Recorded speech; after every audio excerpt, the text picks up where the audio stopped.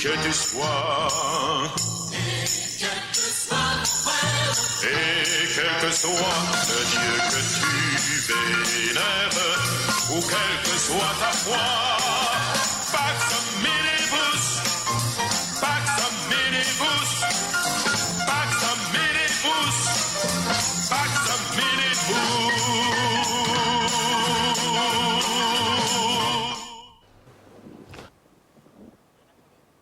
Non. Bien sûr.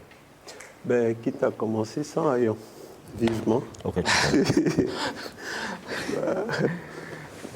Avec Ayon ou bien? Ben, au moins, Mais il y a Ayon sur le plateau, il y a Ayon hors du plateau. il peut faire le show. Vous avez quand même des bons rapports hors du plateau. Non, on n'est pas ennemis, ça c'est évident. Oui. Voilà. C'est juste le côté imprévisible. Le côté, mais c'est sur le plateau, j'espère. Oui, Ah. oui, le côté imprévisible. Après, je ne veux pas trahir les secrets d'inbox, mais il ne fait jamais de photos avec nous. Voilà. Donc, il refuse les photos, il refuse de prendre un pot. Voilà. Ouais, puis il est quand même magien, c'est l'âge aussi. Voilà. Il a un certain âge, peut-être vous n'êtes pas la même génération quand même. Vraiment. Vous dites 16 heures. Non, mais au moins jouer le jeu. Voilà. Mais si on va jusqu'à jouer le jeu, c'est... Il faut qu'on t'habille. Après, on dirait que c'est une critique, mais je considère que c'est du grand fanatisme. Voilà. Ah bon. Et comme par principe, oui, on doit... Donc vous n'avez jamais aucune photo Non, non, il refuse. C'est... je le dis ouvertement, parce que donc c'est pas comme si c'était... Parce que moi je le connais, bon parce que je le connais très très personnellement, mais je sais qu'il y a quand même un Ayon sur le plateau, il y a un hors du plateau quand même. Oui. Et c'est pas, il n'est pas dans l'extrême comme vous décrivez comme ça là quand même. Mais je le dis ouvertement en disant que bon, la vérité c'est que nous on a des rituels ici. C'est-à-dire qu'après l'émission... Oui, c'est qui est tout à fait normal. Voilà, C'est qui est tout à fait souvent normal. après on peut se retrouver, Oui, on c'est peut qui décider de tout à prendre fait un verre normal. ensemble, Bien sûr. mais voilà. Du moins pour tout le temps que je suis arrivé ici, voilà, il ne joue pas le jeu, il refuse complètement. de jouer le Vous jeu. faites la proposition quand même. Oui, oui. C'est une proposition ouverte à tout le monde d'ailleurs. Ah, bon, peut-être. Il nous est même arrivé d'aller avec d'autres, je ne dirais pas les noms, mais Serge par exemple, Serge Nkor, qui était un chrétien aussi. Oui, mais après, qui je pense vient. que c'est un débat d'idées. Et après, c'est pas comme si on était ennemis de personne. Non, non, non. Non, pas du tout. Je pense qu'on peut. Il n'y a pas de problème à prendre un verre ensemble, à discuter. Et je pense que. Ça, c'est... Bon, maintenant, après, moi, je me dis que peut-être à cause de son âge aussi, il a un certain âge, et peut-être. Je ne pense pas que si M. Total l'invite, il va refuser. Je ne pense pas. Heureusement que M. Bekal vous entend. Comme ils sont un peu dans la même. Donc, M. Bekal, solennellement, vous êtes invité à inviter M. Ayon pour prendre un verre après une émission. Et on verra s'il viendra. Voilà. Et ça, je ne crois pas. Ça va, monsieur. Bonsoir. Oui, mais dis donc, c'est toi qui fais fuir les gens sur mon plateau ou bien quoi? Tout le monde que j'ai invité. Bonsoir. Hein? Bon, moi-même je t'agresse aujourd'hui là. Bon, j'ai compris pourquoi tout le monde qu'on a sur le plan spirituel invité à l'émission, ils hésitent parce qu'ils savaient qu'il allait avoir des chaises vides. Hein? Ça ne se passe pas comme on voit, hein, ça se passe autrement aussi. Des chaises vides en apparence. En apparence, bien sûr, ceux qui sont là ne sont pas invités, ils veulent s'imposer. Bon. D'accord, que ceux qui comprennent, comprennent. Mesdames, Messieurs, Mbolo Samba. Mbolo Samba à Joël du côté de l'île en France et son en Guinée équatoriale. Ce sont les responsables du fan club du en question. Les fils et filles du premier banc, ils vont se reconnaître. Les ayants bien d'OIM et de Libreville, curieusement j'ai croisé 3 personnes qui sont dans des fan clubs qui s'appellent, 3 dames qui s'appellent ayant bien. Bon, je n'ai pas envie d'expliquer ça veut dire, mais franchement, c'était une coïncidence heureuse. Aujourd'hui, mesdames, messieurs, nous allons parler de beaucoup de choses, si le temps nous le permet. Voilà pourquoi j'invite les uns et les autres dans les réponses à aller dans l'essentiel pour gagner en temps et notamment vu qu'il y ait des explications précises par rapport aux préoccupations des téléspectateurs. 3 préoccupations essentiellement. Le lien entre le bouti et le bois sacré, ce qu'on appelle Iboga aussi. La valeur ou, en un mot, le mariage chez les chrétiens et les traditionnalistes, je ne voulais dire les bouddhistes et autres. Est-ce qu'ils célèbrent aussi le mariage? Quelle est l'importance du mariage? Quelle est la valeur qu'on peut donner au mariage aujourd'hui? De tout point de vue. La différence entre péché et abomination. Évangéliste, je vous attends là-dessus. Peut-être vous en savez quelque chose. Chocolat, je ne voudrais pas dire bonbon de jeunes filles comme M. Ayon qui malheureusement n'est pas venu. Voilà, mesdames, messieurs, planter le décor de ce débat. Ce débat que nous allons ouvrir avec Djembi, qui est bouddhiste. Il va nous dire, est-ce qu'il y a un lien entre le bouti et le bois sacré? Est-ce qu'il peut y avoir l'un sans l'autre? Merci encore, merci. Je salue au passage d'abord à tous mes aïeux. Le bouté, sans le bois sacré, c'est un peu trop dit. Le bois sacré avec le bouté, c'est très important parce que le bouté, c'est une révélation. Et cette révélation, elle n'est pas venue forcément d'un rêve, mais elle est venue d'un rêve. Parce que le rêve là-bas, c'était l'indication. Qu'est-ce que je prends? Tu dis, ce n'est pas venu forcément d'un rêve, mais c'est d'un rêve. C'est d'un rêve, bon. Voilà. Aide-moi à choisir. C'est devenu d'un rêve. Le rêve là-bas, la naissance du bois sacré, on verra là-bas sur la Genèse. Donc, comme on disait l'émission passée, et bando, et toi, ouais, qui veut dire le commencement ne peut jamais manquer, comme la fin ne pourrait jamais manquer. Sur le bois sacré, c'est une plante qui existe depuis le commencement. Et en étant dans le commencement, ce bois-là, l'homme, tellement que Dieu voulait l'apprendre la connaissance, l'homme noir, s'il faut bien dire, l'Africain, et il y avait ici le blanc, c'est 2 frères. Le blanc est parti avec l'écriture. L'homme noir est resté sans rien. C'est là où il a commencé à évoquer la parole en disant, Gado, qu'est-ce que je peux faire là, Seigneur? L'autre est parti avec la connaissance. C'est là où on nous révèle le bois sacré que va tel endroit, tu prends cet arbre, tu le manges, qui va te faire en souvenir le passé et le futur et le présent. Et c'est là où il y a eu le beauté, la naissance de beauté. La naissance de beauté, c'est la connaissance universelle. Et quand il y a eu la connaissance universelle, par le bois sacré, qui peut te donner exact le futur, le présent et le passé. C'est ça. Bon, alors, est-ce que cette connaissance universelle, à ce qui semble, Bouti, oui. Est-ce qu'il faut nécessairement prendre ce support pour entrer en contact avec cette connaissance? Oui, bien sûr. Ça a vraiment un impact de prendre le bois sacré comme... vous allez remarquer que tous les traditionnels passent toujours à manger du bois sacré, particulièrement au Gabon. Parce que le bois sacré, d'abord, on peut dire c'est une propriété privée. On le trouve qu'au Gabon, avec une petite partie des frontières du Gabon, comme le Cameroun, comme le Congo. C'est rien que pour le Gabon. Si on rentre plus en profondeur, on va comprendre pourquoi il n'est rien que pour le Gabon. Alors, Bouti, je voudrais comprendre, est-ce que, je crois que c'est le cas des téléspectateurs aussi, c'est-à-dire personne ne peut rentrer en contact avec le Bouti en tant qu'entité s'il ne consomme pas le bois sacré? C'est-à-dire, sans bois sacré, on n'a aucun lien avec le bouti. Il y a d'abord l'initiation. L'initiation, c'est une introduction. Hein?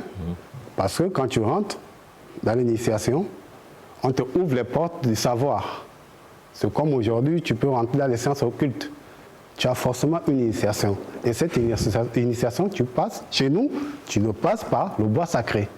C'est ce qui te donne l'accès à certaines choses. Et maintenant, il y a 2 livres. Il y a le commencement et la fin. Parce qu'on peut aussi parler du Mweri. Le Mweri, c'est une initiation où on n'a pas besoin de manger du bois sacré. Ça, on peut dire, c'est une initiation du guerrier. Mais le bois sacré, c'est la connaissance universelle. C'est basé sur le bois sacré. Et ça a forcément un lien avec le bouti, c'est ce que tu veux dire? Bien sûr, c'est vraiment, on peut dire, c'est sa première pensée. Alors, donc, on ne peut pas rencontrer ou connaître son bouti si on n'a pas pris le bois sacré. Bien sûr, surtout au niveau de ton initiation, de Visumba. On peut dire, Visumba est la mère de tous les initiés. Tu peux être Mabanji, tu passes toujours par le bois sacré pour être parmi les initiés. Et maintenant, quand tu es parmi les initiés, ça dépend. Tu as déjà l'œil éclairé. Il y a quand même dans cet océan de connaissances, est-ce qu'il n'y a pas la possibilité d'utiliser un autre vecteur en dehors du boka? Peut-être on appelle ça bouti et tout le reste. Est-ce qu'on ne peut pas utiliser autre chose en dehors de ça? Bon, pour ma connaissance, non. Non. Chocolat. J'ai suivi certaines de tes sorties où tu vantes le nombre de fois que tu as flirté avec ce monde-là. Mais quand même, cet océan de connaissances que je voudrais considérer comme bouti, donc nécessairement, il faut ce support pour y aller ou pour atteindre ce niveau. Merci, Papa Total Bekale, pour la parole. Je salue également les co-débatteurs ici. Je salue toute l'Afrique et le Gabon en particulier. Bon, pour comprendre, il faut d'abord comprendre le contexte dans lequel nous sommes. Notre pays a une superficie de 267 667 km². Et le territoire gabonais est recouvert à 85% des forêts équatoriales denses. Pour les experts en eaux et forêts, en botanique et en géographie, on compte environ 400 à 500 espèces de bois. Les bois, les arbustes, parmi lesquels figurent Eboura. Alors, comme toutes les autres plantes au monde, il faut d'abord définir qu'est-ce que c'est que l'iboga, avant de comprendre la relation que l'iboga entretient avec le boité. Les Français, dans leurs documentaires ou leurs films, ils ont tendance à donner une définition méprisante de l'iboga, en disant c'est une plante hallucinogène. Voilà, très bien. Et curieusement, moi je me demande, pour une plante hallucinogène, comment est-ce qu'elle va guérir la toxicomanie? Donc je ne vais pas utiliser cette définition, mais quand même, une définition de l'iboga mérite d'être donnée avant de rentrer en profondeur dans ce que c'est que l'iboga. Dans une approche un peu plus spiritualiste, ou bien une approche bouitiste. Bon, j'aimerais quand même préciser, moi je ne suis pas bouitiste. Faire des études de comptabilité ne fait pas de nous des comptables. Et être initié au bouiti ne fait pas de nous des bouitistes. Parce que l'initiation, comme le frère disait ici, ne donne pas ipso facto accès au secret du bouiti. Et je pense que pour ceux qui ont été initiés au bouiti de façon, qui ont suivi vraiment le parcours initiatique du bouiti, c'est quand même près de 15 à 20 ans d'études. Hein, parce qu'il y a d'abord pratiquement 7 ans de théorie, hein, où il faut d'abord apprendre, il faut mener des études sur soi, des études sur l'univers, des études sur les plantes, les études, donc la théorie, avant de passer à la pratique. Donc c'est quand même 15 à 20 ans d'études pour se proclamer bouitiste. Donc c'est pourquoi moi j'aborde souvent l'aspect, je ne vais pas durer dans le bouiti, j'ai toujours un aspect assez conceptuel et théorique pour permettre au grand public de mieux comprendre. Parce que je pense qu'il est temps que les bouitistes, mes grands frères bouitistes ici, avec les autres, toute la communauté de bouitistes au Gabon, sortent de leur discrétion. Parce qu'on rappelait à la première émission que le bouiti n'est pas une société secrète, mais une société discrète. Et sa discrétion a commencé au 19e siècle à cause des persécutions qu'elle faisait face au christianisme. Et donc elle s'est repliée. Et je pense que puisqu'il n'y a plus de persécutions, ils doivent sortir de leur discrétion pour expliquer au grand public qu'est-ce que c'est. Voilà, parce qu'à force de rester dans la discrétion, ils risquent de plonger complètement dans la mort. Donc pour revenir sur la question de l'iboga, comme je disais, c'est la définition spiritualiste. Certains bouitistes estiment que c'est la plante de Dieu, l'iboga. D'autres bouitistes vont estimer que c'est la mère de toutes les plantes gabonaises. Et dans une définition un peu plus botaniste, on dira que l'iboga, c'est une plante qui pousse dans les forêts du bassin du Congo, plus précisément au Gabon, Cameroun, Congo, et qui a des facultés divinatoires. Alors, quels sont les objectifs? Et avec ces facultés divinatoires, avant d'être d'abord une plante qui est associée à la société initiatique qu'on appelle le bouiti, c'est d'abord un arbre. Parce qu'il y a deux catégories d'iboga. Il y a l'iboga domestique qui pousse au village, qu'on plante. Il a les fruits. Les grands arbres. Les grands arbres, voilà, en brousse. Voilà. J'ai eu l'occasion de planter. D'ailleurs, à la tombe de mon arrière-grand-père, il y a un grand arbre d'iboga qui a poussé à sa tête, puisqu'il était un grand boutiste au Yanton. Donc, ici, pour revenir sur la question, l'iboga, c'est d'abord un arbre qui remplit 5 fonctions avant d'être associé au bouiti. Première fonction de l'iboga, c'est la fonction alimentaire, comme tous les arbres. L'iboga a des racines, l'iboga a des écorces, l'iboga a le tronc, l'iboga a des fruits, l'iboga a des feuilles, l'iboga a des fleurs qu'on peut manger. Que les hommes mangent, que les animaux aussi mangent. Moi, j'ai vu des moutons manger les fruits de l'iboga. J'ai vu des chats manger les feuilles de l'iboga. Donc, c'est d'abord une plante, tu pars en brousse, tu as faim et que tu trouves un fruit de l'iboga, tu peux demander la permission à l'iboga, j'ai faim, j'ai envie de manger, je mange. Donc, c'est un arbre qui remplit une fonction alimentaire comme tous les autres arbres. Ensuite, l'iboga remplit une fonction en dehors du bouiti, parce qu'il faut d'abord comprendre l'existence de l'iboga sans le bouiti et pourquoi on l'associe au bouiti. Parce que sans ça, on ne se retrouve pas. L'iboga, sur le plan médicinal, sans l'associer au bouiti, c'est une plante qui soigne. La preuve en est que cette plante est utilisée en France, aux États-Unis pour soigner les toxicomanes. Ces toxicomanes, voilà, la désintoxication, ils ne sont pas initiés au bouiti. Donc il y a cette fonction médicinale parce que nous, dans notre approche, j'ai souvent horreur des personnes qui disent médecine traditionnelle, médecine moderne. La médecine traditionnelle, médecine moderne, à mon avis, elle n'existe pas. Il existe une médecine propre à chaque civilisation. Nous, par exemple, dans notre conception de la maladie, en Afrique, dans nos civilisations bantoues, n'est pas la même qu'en Europe, par exemple.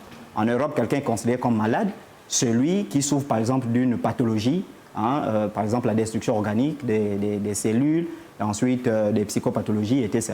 Mais chez nous, celui qui est considéré comme malade, c'est non seulement celui qui a des problèmes organiques, mais également des problèmes psychologiques, mais également des infortunes, des successions des malheurs.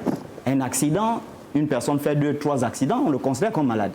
Quelqu'un qui perd un parent aujourd'hui, une femme demain, il est malade. Et donc, l'iboga aussi, en tant que plante, peut pallier à certaines maladies. Ensuite, l'iboga, sur le plan, sans l'associer au bouiti, l'iboga joue le 3e rôle, c'est un rôle spirituel parce que, comme disent les Blancs, ça a des pouvoirs divinatoires. C'est-à-dire que si tu prends l'iboga en quantité excessive, sans être initié au bouiti, tu vas commencer à voir des choses. Sans le son d'une harpe. Sans le son d'une harpe, tu vas commencer à voir des choses. Et d'ailleurs, moi, j'ai pris l'iboga, petite parenthèse. En venant hein? En venant à l'émission? Non, pas à l'émission, quand j'ai passé le CEP. Voilà, un ami a amené et puis on s'est mis à manger ça. Et ça, je vous assure que c'était quand même assez compliqué. À l'époque, on faisait le grimper, voilà. Quand on passait le CEP et le saut en hauteur. Et je vous assure qu'on s'est envolé comme des feuilles. Voilà. Une expérience assez... Voilà. Donc, c'est déjà, il y a quelque chose de spirituel dans l'iboga. Ensuite, l'iboga joue également un rôle social. Le rôle social au sens où l'iboga peut servir même à la cuisson, parce que chez nous, dans nos villages, on ne coupe pas le bois, on part ramasser les branches. et tu peux trouver une branche de Liboga, tu demandes la permission que je parle au bois, je peux me servir de ta branche parce que je dois préparer à la maison, les enfants doivent manger. Tu peux te servir de cette branche. C'est une branche, un rôle social. Donc on voit bel et bien que Liboga a une existence d'abord propre avant d'Alo-Bwiti. Maintenant, à la question de savoir, est-ce que on peut avoir Liboga sans le Bwiti ou le Bwiti sans Liboga? Là, c'est une question assez épineuse. Pourquoi? Vous allez remarquer que le Bwiti au Gabon, depuis le 19e siècle, a connu des variations zonales. Vous allez voir que la manière dont le Bwiti est pratiqué chez les Mitsogo, ce n'est pas la même manière dont c'est pratiqué au centre du Gabon, dans la zone de Lambaréné, pas la même façon dont c'est pratiqué, par exemple, dans le Guelolo, l'estuaire, ou bien au nord. Donc, il y a ce qu'on appelle des variantes zonales. Vous voyez? Mais en réalité, comme je disais tout à l'heure, le Bwiti, si je peux prendre l'exemple, vous avez ici un livre d'économétrie. Ça, c'est un livre. La dernière fois, je vous ai défini le Bwiti comme un livre sur l'univers, sur l'existence. Mais en réalité, vous voyez ce livre-là, n'importe qui peut le lire. N'importe qui peut le lire, mais n'importe qui ne peut pas le comprendre. Pourquoi? Parce que ça s'intéresse à un domaine, ça demande une certaine connaissance précise, une certaine initiation à d'autres éléments. Voilà, l'initiation des bases pour comprendre ce livre, notamment la statistique descriptive et la statistique inférentielle pour pouvoir comprendre les mathématiques qui sont expliquées à l'intérieur. Et donc, pour revenir, l'Iboga est une clé des spiritualités qui permet de rentrer en contact avec, qui permet de rentrer dans le monde du Bwiti. Donc, pour revenir, oui, c'est bon? Non. Donc, pour revenir, l'Iboga, première approche ici, c'est une clé que l'on peut utiliser pour rentrer dans le monde du Bwiti. Parce que quand vous voyez déjà les initiations du Bwiti, vous allez remarquer que la première initiation, c'est d'abord l'initiation au bois sacré, qui n'est pas une initiation au Bwiti. Parce que dans la plupart des initiations, on initie d'abord l'homme au bois sacré. C'est-à-dire? C'est-à-dire? L'initiation au bois sacré, c'est manger d'abord. Lorsqu'on organise une cérémonie, pourquoi je parle? Je dis il y a des variations zonales. Lorsqu'on s'initie au boitais, bon là encore ça va dépendre du boitais, c'est pourquoi je dis c'est une question très épineuse. Parce qu'aujourd'hui, je parle sous la prudence des aînés qui sont là, il y a pratiquement 4 à 5 variations du boitais. Il y a le Disumba, il y a le Ndeya, il y a le Misoko qui a ses variantes, le Miobé, le Sengandia, le Ngondé, etc. Et donc là encore, vous allez voir, en fonction de la zone où c'est pratiqué, il y a des variations zonales. Ça veut dire qu'il y a d'autres qui vont tenir en compte tel principe et ne vont pas tenir en compte tel principe. Il y a ceux qui vont tenir en compte tel principe et ne vont pas tenir en compte tel principe. Mais en réalité, quand vous voyez dans la zone du sud, quand on s'initie au Bwiti, première chose d'abord, on peut laver le corps à la rivière. Lave le corps à la rivière, on confesse ses péchés. Parce qu'on ne peut pas s'initier en ayant des péchés. Si tu as volé, tu es sorti avec la femme de quelqu'un, tu confesses. Et ensuite, tu pars, tu fais la première initiation, tu manges d'abord l'Iboga. Donc, ce qu'on appelle l'initiation au bois sacré. Voilà. Et maintenant, après l'initiation au bois sacré, il y a un autre repas. Ça, je pense que les praticiens vont approfondir ça. Il y a un autre repas qu'on appelle Edika, ou bien Edika. Quand on donne, mais là, je pense que c'est un peu les secrets de Dieu, voilà, qui est un mélange de beaucoup de choses. Donc, on voit déjà bel et bien ici, je parle sous prudence, qu'il y a certaines initiations Bwiti qui exigent impérativement de manger l'Iboga. La question que c'est vrai que je suis en train de chercher là-dessus, c'est celle de savoir, par exemple, la branche du boitais qu'on appelle le Ndeya, qui est un art martial. Est-ce que nous en avons besoin nécessairement de manger l'Iboga pour être initié au Ndeya? Ça aussi, certainement les aînés vont répondre à la question ici. Tamon, la question est là. Le Bwiti sans l'Iboga, est-ce que c'est possible sur le plan initiatique? Déjà, je vous remercie de m'avoir invité, une fois de plus. Et merci de nous permettre de parler justement de ce qui pour notre nation est crucial. Alors, est-ce qu'il y a moyen d'avoir Bwiti sans Iboga? C'est impossible.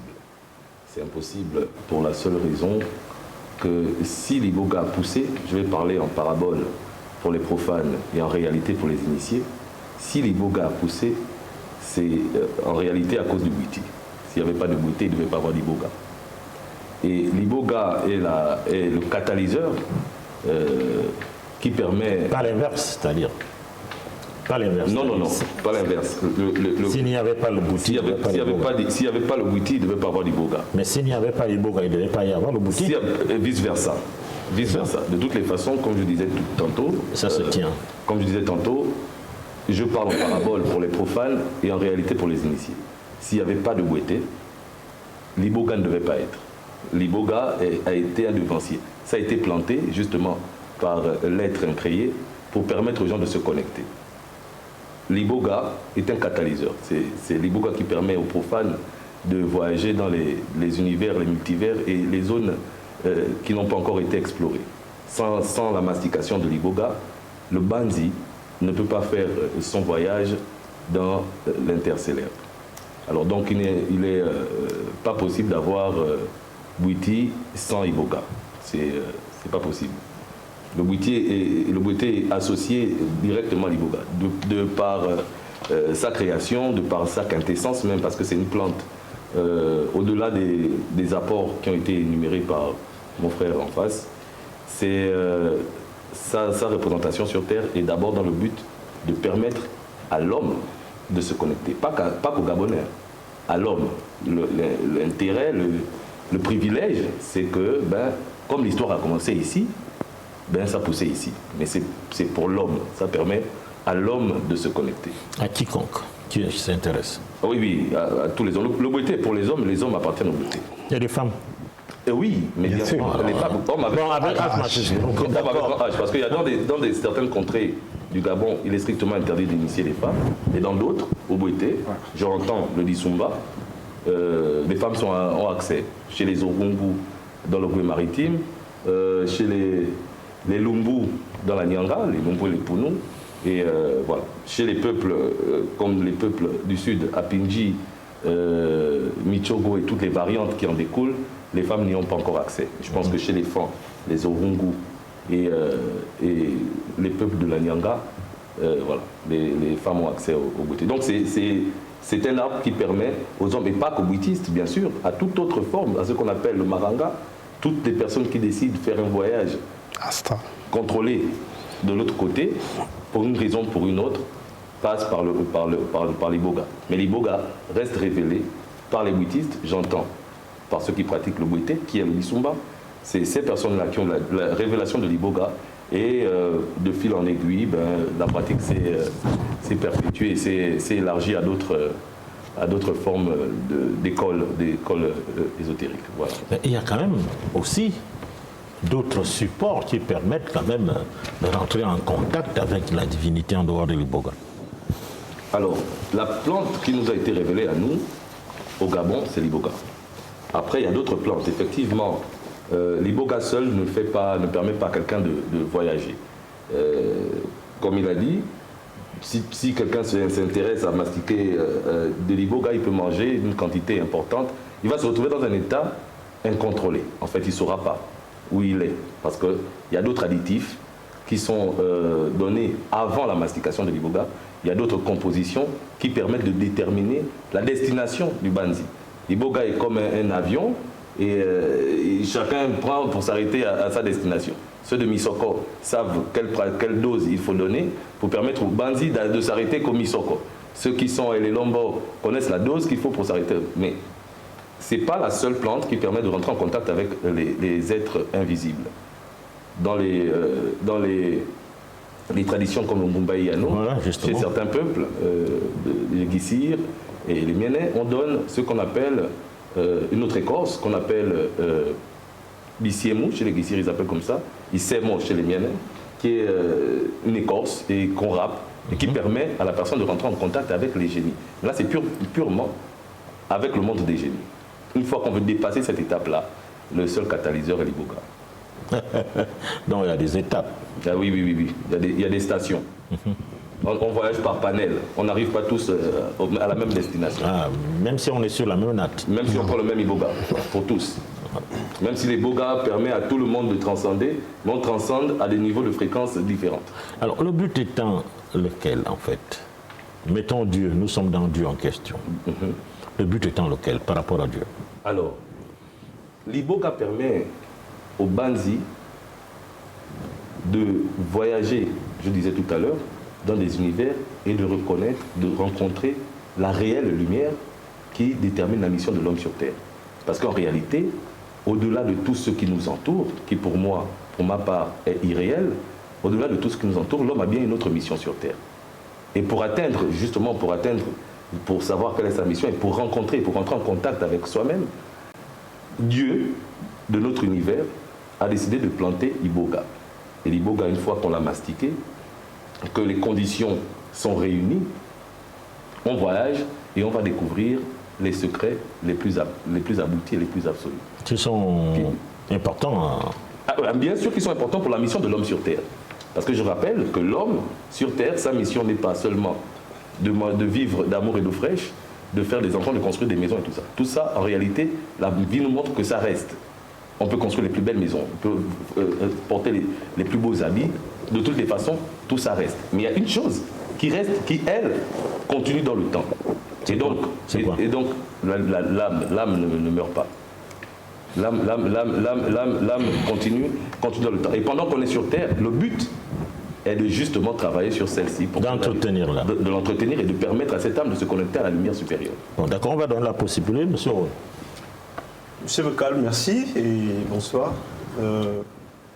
On va dire que je prends le temps de la précaution, moi aussi, en disant que la question n'est pas toujours d'être bouddhiste, la question est de rester ouvert. Et je crois modestement que les chemins que j'ai pris m'obligent à l'ouverture.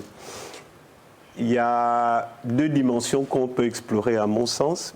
La dimension symbolique et il y a la dimension biologique, scientifique, appelez ça comme vous voulez. C'est-à-dire que quand on parle de l'iboga, quand on parle de son lien avec le bwiti, on peut faire simple et dire que le bwiti, pour ce qu'il est, c'est le mystère de la forêt. Bon, la terminologie habituelle, c'est qu'on parle du secret, mais ça, on pourrait ouvrir un autre débat là-dessus.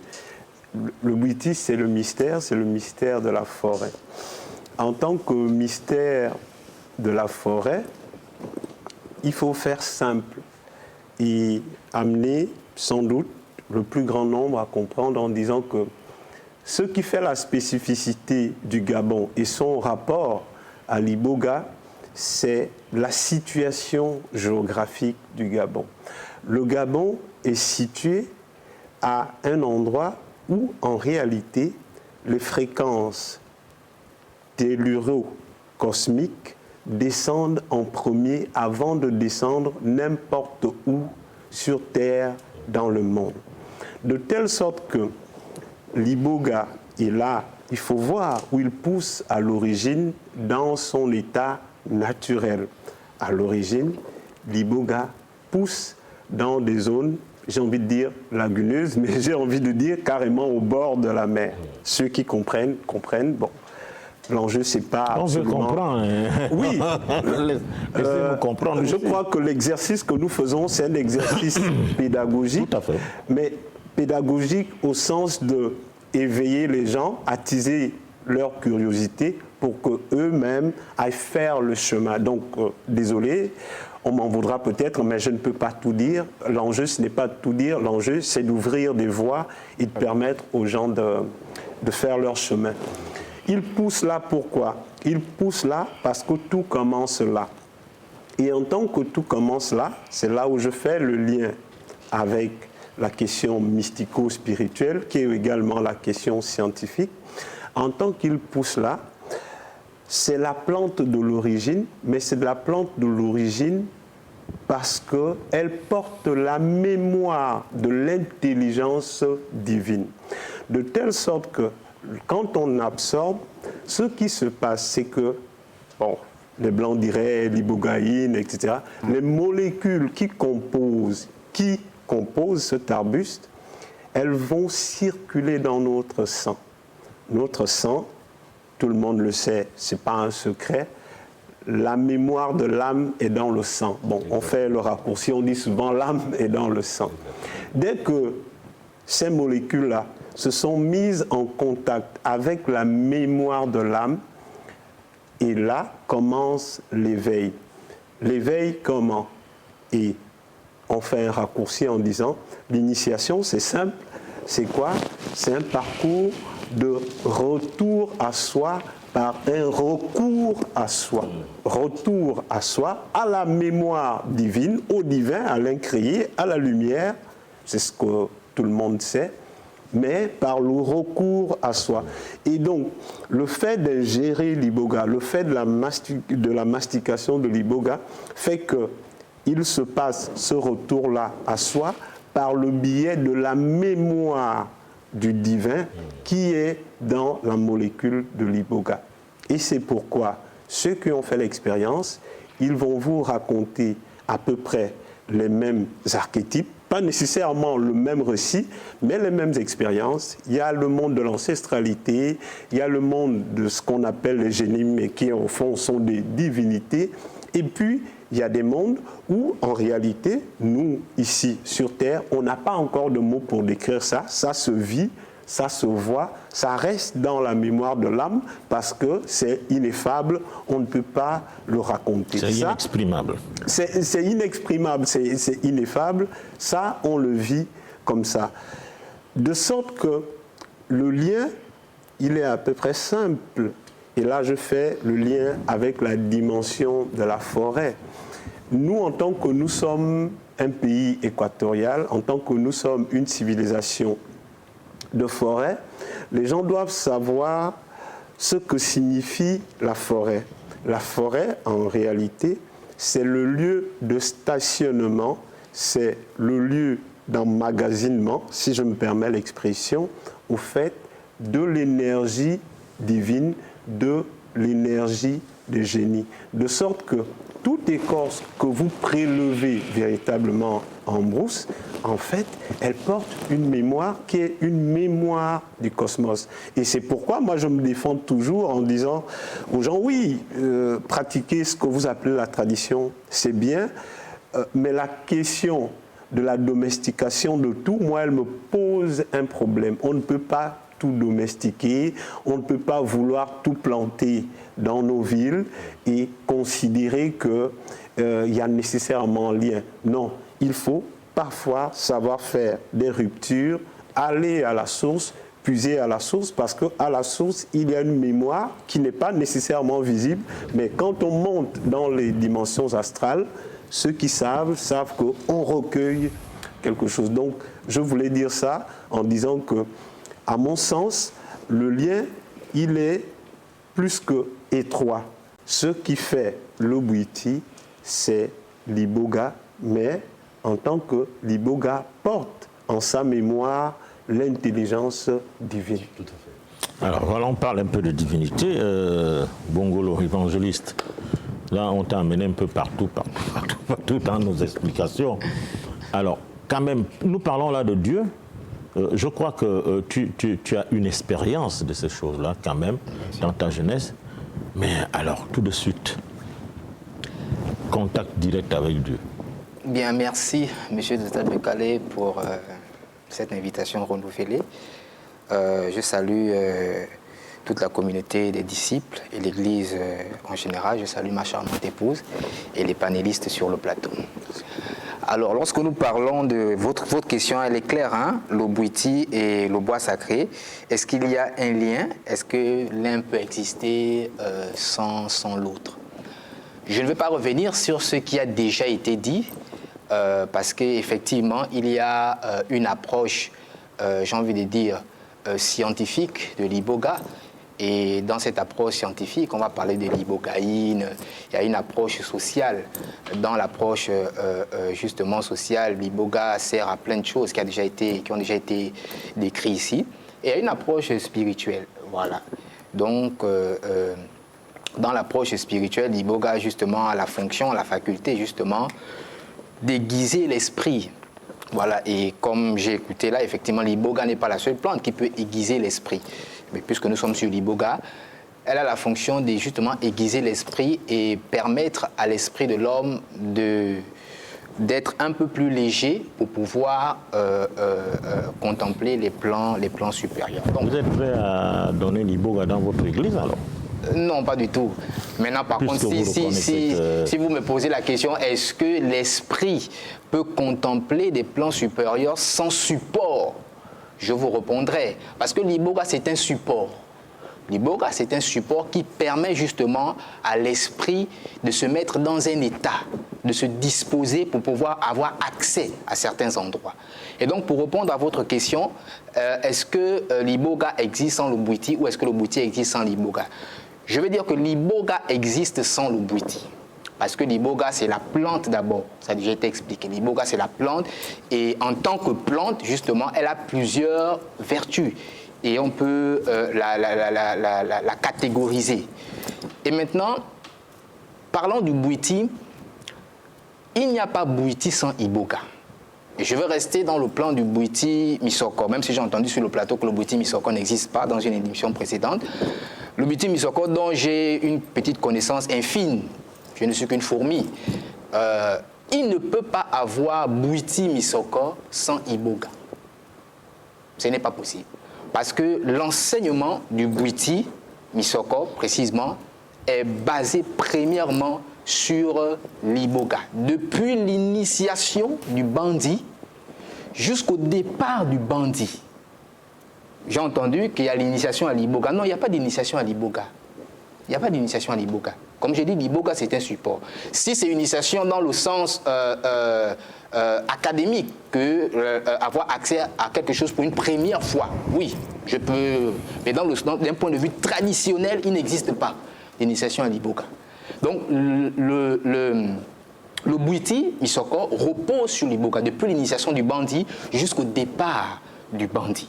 C'est la raison pour laquelle, lorsque quelqu'un qui est initié au bwiti misoko meurt, vous allez voir qu'au niveau de sa tête, il y a toujours un arbre d'iboga qu'on plante. C'est ce qu'on appelle enlever ma boga. Et il y a un rituel qui se fait lors du décès de l'intéressé. Un rituel se fait, etc.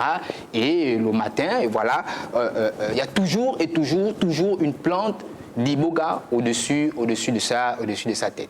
Donc, pour peut-être chuter par rapport à cette question, le bwiti misoko n'existe pas sans l'iboga. C'est l'enseignement phare, justement, du bwiti misoko. Si on enlève l'iboga, le bwiti misoko, bien sûr, il y a d'autres enseignements qui sont à l'intérieur, mais l'iboga est l'élément central par lequel les bwitistes, dans ce couloir du bwiti-là, naviguent. Et je vais ajouter autre chose, si vous me permettez. J'ai écouté le frère qui disait que, au niveau des peuples du Sud, notamment chez les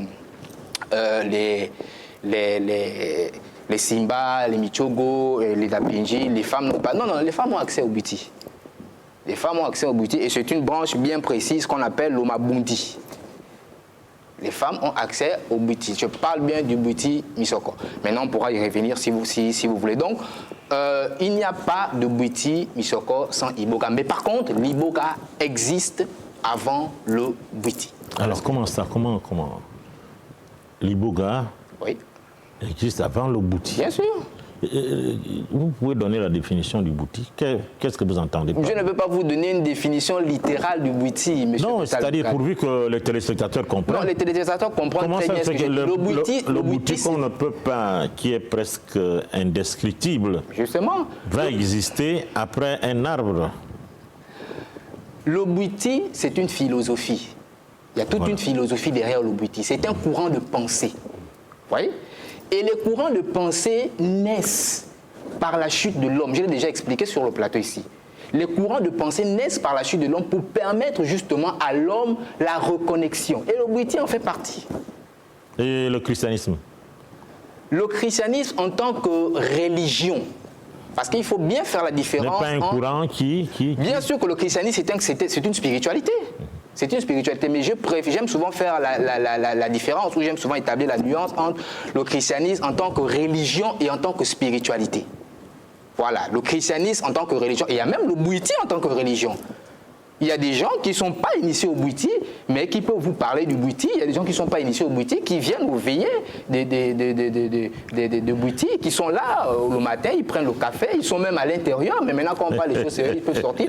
Donc, dans tout ce qu'on fait, dans tous les courants, il y a le côté religieux, il y a le côté folklorique. Maintenant, la chrétienté, le christianisme en tant que spiritualité, c'est une chose. Voilà. Oui, si vous me permettez, je me permets quand même me permets la nuance parce qu'elle est essentielle. Je dis qu'elle est essentielle parce que après, on parle bien, mais souvent, on parle bien, on perd aussi les gens. La vérité, c'est que tel que nos civilisations, nos cultures sont constituées, il n'y a pas de religion chez nous. Pourquoi? Parce que, si vous voulez, théologiquement ou philosophiquement, ce qui fait une religion, c'est que la religion admet un intermédiaire unique sans lequel on accède au divin. Alors que la spiritualité, c'est au sort de l'expérience, de l'expérimentation individuelle, j'ai envie de dire intime. Et ça, c'est important. C'est-à-dire que chez nous, il n'y a pas de religion. L'iboga, le Melan, le Njobi, le Mouiri, peu importe les écoles dans lesquelles vous entrez, pour essayer de vous ouvrir au mystère, vous faites un chemin qui est de l'ordre de la subjectivité. Par contre, on peut se lier parce que nous ne sommes pas des individus. Je crois que je l'ai déjà expliqué ici, c'est-à-dire que philosophiquement, dans nos traditions africaines, l'individu, nous ne connaissons pas. Quand je dis que nous ne connaissons pas, ceux qui ont fait l'école occidentale ne comprendraient pas, mais nous sommes plutôt des individus, nous ne sommes pas des individus. Nous sommes des individus parce que on nous apprend déjà que nous sommes toujours et déjà connectés à des êtres, qu'ils soient là, qu'ils ne soient pas là, nous avons déjà un lien avec eux. Et donc, nous suivons un chemin, mais ce chemin-là, il ne nous amène, mais jamais, jamais, à l'idée de reconnaître des figures messianiques, parce que ce qui fait une religion, c'est cette dimension messianique-là. Je voulais quand même apporter cette nuance. Il a réagi sur mon propos. Donc mais oui, bon, il y a encore une autre réaction par rapport à ton propos. Allez-y, il n'y a pas de souci. Bon, vas-y. Ok, merci. Bon, je pense que monsieur Rungema joue avec les mots, parce que vous savez, la religion, c'est religere. Donc, c'est-à-dire être lié. Dans la religion, il y a être lié à quelque chose. Donc, dans nos coutumes, dans nos traditions africaines, il y a un côté religieux. Il y a un côté, même si le mot religion vous embête, le mot religion peut-être vous dérange parce qu'il est typique occidental, mais il y a un côté folklorique, j'ai envie de dire. Il y a le côté où on n'a pas besoin d'avoir accès à profondeur à une connaissance bien précise pour prendre part à quelque chose. Et j'ai donné l'exemple. Par exemple, dans les veillées de Bouiti, tout le monde qui vient aux veillées de Bouiti ne sont pas initiés au Bouiti. Je parle bien du Bouiti Misoko. Tous ceux qui viennent aux veillées de Bouiti Misoko ne sont pas initiés. Il y en a qui viennent là pour la cérémonie. Et tous ceux qui vont à l'église? Mais c'est la même chose, je l'ai déjà dit ici, que tous ceux qui viennent à l'église ne sont pas des chrétiens. Je vous l'ai déjà dit. Donc il y a ce côté folklorique, il y a ce côté justement qui ne nécessite pas une connaissance approfondie. Alors comment joue-t-il avec les mots? Alors, il joue on va passer à... Oui, justement, il a bien fait la nuance dans le sens de la Comment joue-t-il avec les mots? À quel moment? Au moment où il dit que dans nos coutumes, dans nos traditions, chez nous, il n'y a pas de religion. Non. Je suis formel, il n'y a pas de religion. Non, c'est faux, c'est pas vrai. Je suis formel. C'est pas vrai, je suis désolé. Je suis formel. Alors, je sais que le frère s'exprime sur ces connaissances qui sont légères en ce qui concerne le Bouété. C'est vous qui le dites. Parce que, je répète, Bouété, il n'y a pas deux Bouété. Le Bouété, c'est le Lizumba. Et même ce qui est appelé Ndeya n'est qu'une antichambre du Lizumba. Parce qu'il n'y a pas Bouété Ndeya, il n'y a pas Bouété Lizumba. Le Bouété, c'est le Ndeya et c'est le Lizumba qu'à forcerie on peut appeler Ndeya après. Parce que Ndeya, c'est une antichambre où on enseigne d'autres choses aux initiés qui sont cooptés à l'intérieur du Bouété pour apprendre d'autres mystères. Alors, le Misoko est une école à part entière qui étudie des mystères du soin et de la voyance uniquement. Je mets à défi quelqu'un ici au Missoko de me dire qu'est-ce que c'est Bouété. Bouété. Qu'est-ce que c'est? Et je pense que personne, la personne qui peut expliquer ce que c'est Bouété n'est passé que par le Lizumba, qui est la première forme par laquelle la divinité s'est présentée à nous, par l'entremise de l'Iboga. Ça c'est dit. Secondo, effectivement, on n'a pas une approche religieuse. Le Bouété n'a pas une approche religieuse. Le Bouété n'est pas qu'une philosophie. Le Bouété n'est pas qu'une philosophie. Le Bouété est la mère des sciences. Et ça, de façon, je dis bien, sur le plan universel. Ça veut dire qu'en Chine, ils ont sûrement une autre manière de l'appeler. Je ne sais où on a une autre manière de l'appeler, mais le Bouété, pour nous, dans ce qui nous concerne, dans notre paradigme gabonais, est la mère de toutes les sciences. Et l'Iboga, par le Bouété, permet à l'homme de rentrer en contact, justement, comme l'a dit le frère, avec lui-même. Parce que le voyage ne se fait pas en dehors, il se fait en dedans. Monsieur Nzingui, vous avez demandé la parole. Ils ont déjà répondu, on peut passer au point suivant. Mais bon, alors, on va parler de mariage. Oui. On peut parler de mariage. Je voudrais savoir un peu quelle est la valeur chez les chrétiens. Je m'adresse à vous, monsieur Bongolo. Quelle est la valeur que vous donnez au mariage? Alors, la valeur du mariage en tant que chrétien, elle est très simple. Il y a le mariage en tant que principe. Le mariage en tant que principe, c'est-à-dire c'est Dieu l'auteur du mariage, donc l'auteur de ce principe-là. Le mariage en tant que principe, l'origine de cela ou le créateur de cela, c'est Dieu. C'est Dieu qui instaure le principe du mariage, qui est effectivement l'union entre un homme et une femme. J'insiste sur entre un homme et une femme. Maintenant, il y a le mariage en tant que, d'un point de vue sociétal, ou du moins les conditionnalités, n'est-ce pas, pour avoir accès, pour être appelé marié. Dans ces conditionnalités-là, il varie. Ça varie en fonction des peuples, ça varie en fonction des cultures, en fonction des régions. La façon dont, pour être appelé marié, par exemple, en Chine, le mode qu'ils emploient, le processus qu'ils emploient, les rites qui y autour, ce n'est pas la même chose que, par exemple, au niveau du Gabon ou au niveau dans un autre pays occidental. Donc, pour être appelé marié, donc les conditionnalités du mariage varient en fonction des peuples, en fonction des cultures.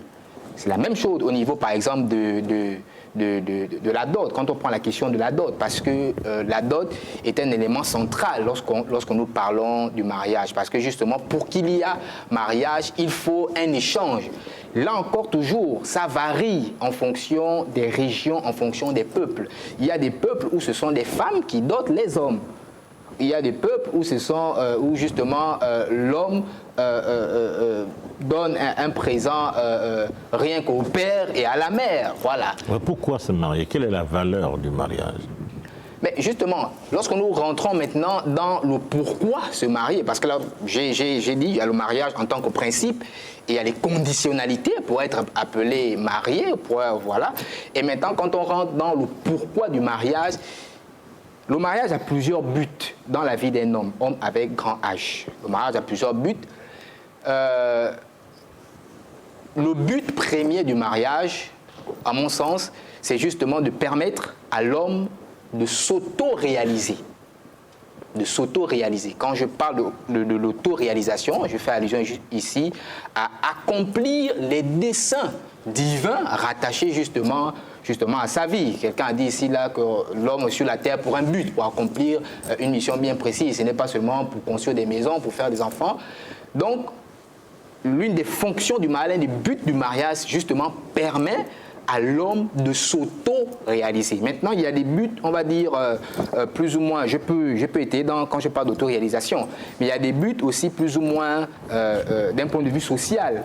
Voilà, ça permet à l'homme d'être équilibré, ça permet justement à la société d'évoluer dans le sens de la croissance numérique. Donc ça permet justement de faire des enfants, ça permet justement d'équilibrer la société. Mais à mon sens, je pense que le but premier justement du mariage permet justement l'auto-réalisation de l'individu, que ce soit la femme, que ce soit l'homme. Maintenant, on peut rentrer encore dans des détails, il est question de quoi ici, etc.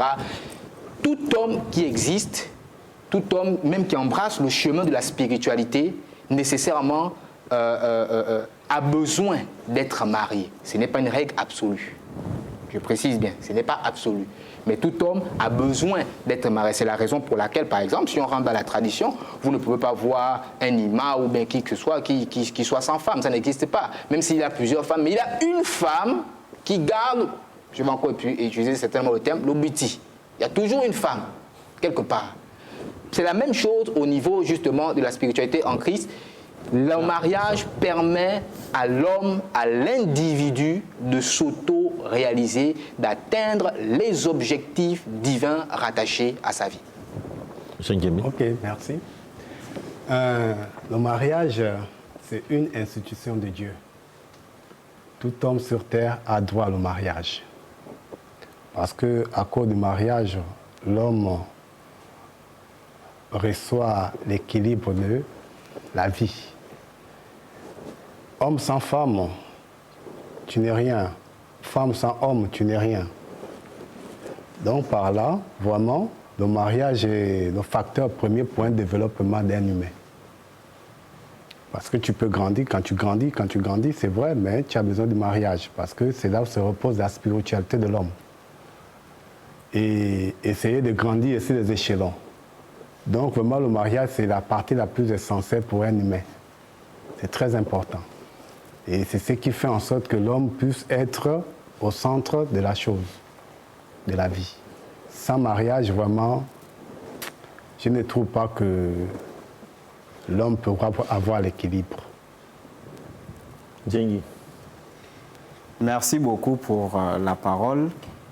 C'est un très bon point à discuter, qui d'ailleurs pouvait même faire l'objet d'un grand sujet en invitant les pasteurs, hein, parfois un peu plus aussi, on va dire plus matures, plus approfondis.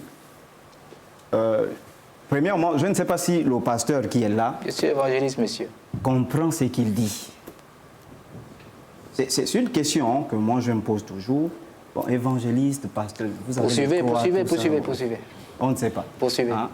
Tu viens avec des grosses chaînettes, tu as la croix de Jésus. Je ne sais pas si tu comprends. Ce n'est pas la croix de Jésus, jeune homme. Le thème est clair. La valeur du mariage dans le christianisme et dans le bouddhisme. Il est hors sujet. Lui là. Qui a la croix là, il est hors sujet. Je vais rebondir, j'espère, monsieur Total. Non, Bien sûr. Ok, laisse on parle. Allez-y, mon petit. Les chrétiens, ceux-là, ils n'ont pas de mariage. Comment ça? Je vous l'informe aujourd'hui. Ces gens-là n'ont pas de mariage. Ils ont quoi? Le mariage qu'ils pratiquent aujourd'hui, c'est un syncrétisme. La dot, c'est le mariage traditionnel. C'est pour nous. Exact. Parce que vous avez bien dit dans le thème, mariage chrétien. La dot, c'est pour nous. Il parle de dot. La dot, c'est pour nous. Le mariage civil, c'est pour les francs-maçons. 1792. La Révolution française. Donc, eux, ils disent mariage, la dot, après, on fait la dot, après, on parle. Moi, j'anime les mariages. Je mets des cérémonies dans les mariages. Et parfois, ça m'amuse. Et voir des gens, oh non, on ne doit pas boire, c'est un mariage chrétien. Les chrétiens ont quel mariage? Ce qu'ils officient, la bénédiction nuptiale, c'est l'Église catholique qui a instauré ça. En 1184, après Jésus-Christ, et en 1215, avec le pape Innocent III. Ils n'ont pas de mariage. Donc, ils ont pris, dans nos traditions, le seul mariage qui est authentique, c'est notre mariage. Exactement. Bien sûr. Ces gens-là, des voleurs, maudits, oui, il est là. Ils ont ramassé notre mariage, ils ont collé avec le mariage de la Révolution française, et ils ont volé le mariage de l'Église catholique qu'ils critiquent tous les jours. Ouais, même la croix qu'ils portent là. il est évangéliste. Il paraît que peut-être qu'il critique l'église catholique avec la pauvre croix des catholiques. Les catholiques doivent venir se mettre devant la télé, là, on l'attrape, il rend les pauvres croix. Non, ne réagis pas d'abord. Sur le temps. Ok, merci. On l'attrape, il rend la pauvre croix. Donc les chrétiens n'ont pas de mariage. C'est d'abord là qu'il faut d'abord revenir. Et c'est ce syncrétisme-là qui cause le désordre aujourd'hui dans les églises de ces gens-là. Parce qu'ils enseignent aux gens des choses que les gens ne doivent même pas écouter. Et c'est pourquoi ils se marient comme des brigands dans les églises. Les placements religieux dans les églises. Il a dit tout à l'heure qu'il s'est marié, il salue sa femme. Si on creuse bien en profondeur avec la pioche, il y a eu placement. L'homme qui est là, c'est un pasteur. Le mariage authentique, les aînés vont appuyer, c'est vrai que j'ai regardé ce thème, c'est notre mariage. Le mariage traditionnel. Aujourd'hui, ces gens disent que si tu es marié à la tradition, tu n'es pas marié. Ils racontent dans leurs églises que le mariage, c'est 3 étapes. C'est d'abord la fréquentation, ensuite la dot, ensuite on part à la mairie, ensuite... Mais le mariage à la dot, là, le mariage à la mairie, c'est le mariage romain. Et eux-mêmes, ils ont vu les limites de ce mariage-là, puisque c'est un mariage qui est né dans 1792, si je ne me trompe pas. Après, ils ont créé même le divorce, parce qu'ils ont vu... Et c'est pourquoi même, puisque c'est leur mariage, l'Église catholique, c'est son mariage. Ils peuvent modifier les règles de ce mariage en disant, bon, désormais c'était d'abord un homme, une femme, désormais c'est 2 hommes, 2 femmes. Exactement. Tu ne trouveras pas ça dans notre mariage. Le lien avec le Bouiti.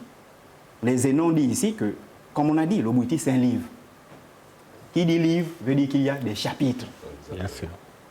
Les chapitres sur le travail, les chapitres sur la guerre, les chapitres sur le mariage et la famille. Donc la première question d'abord, c'est que est-ce que selon un mariage? Non. Non, il ne devait même pas être là quand on aborde la question du mariage.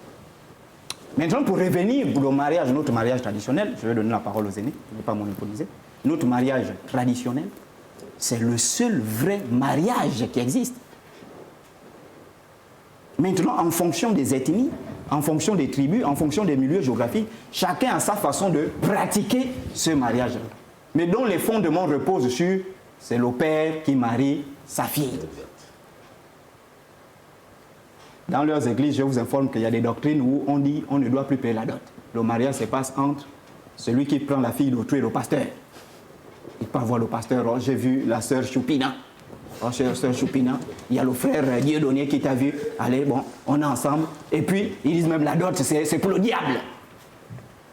Ces gens. C'est pourquoi quand vous m'invitez ici, n'invitez plus les gens. Sinon, on va se battre un jour sur le plan. Non, C'est pour vos points. c'est tout un désordre. D'accord. Ne vous en faites pas. Ok, merci beaucoup. Donc, je vais passer la parole aux aînés. Ouais.